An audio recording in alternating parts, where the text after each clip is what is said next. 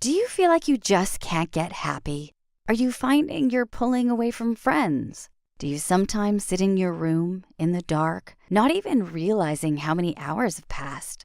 Depression can affect anyone, especially teens. About 20% of all teens experience depression before they reach adulthood. That's a worrying statistic. When singer Will Smith's daughter, came out and said she suffered with depression, the comments at the bottom of many articles were attacking her, saying, "What have you got to be depressed about?" A lot of people don't understand that mental illnesses don't discriminate between age or circumstance. Often, depression is even more difficult to recognize in young people than adults, because as a teen, you experience so many changes at this stage in your life.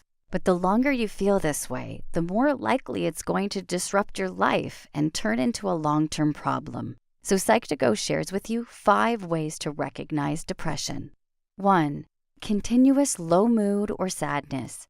Do you often feel very sad and low for a prolonged period of time? If you're feeling this way, things that normally lift your mood won't bring the same joy and happiness. You may feel low or cry for no specific reason. It's a good time to reach out and talk to someone. 2. Being irritable or intolerant of others. Irritability can be missed as a symptom of depression, as you're often stereotyped as moody and irritable already. It's also a very common symptom of depression. Often you'll have a very short temper and snap at people you love for no apparent reason. If you notice a change in your mood, it might be best to discuss it with someone, a parent, a school counselor, doctor, or a friend. Even if you think you're just having a rough time at school, it might not be depression, but talking it out helps to get the whole picture. 3. Showing feelings of helplessness.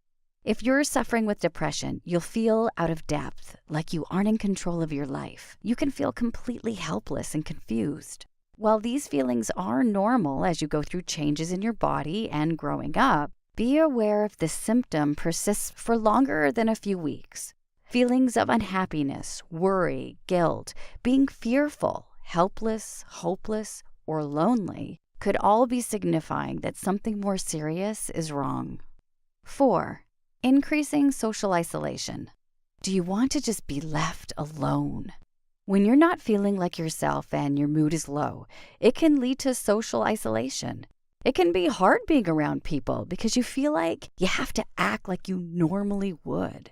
This emotional strain can cause you to give up socializing altogether. If you notice you're starting to withdraw from people, talk to someone.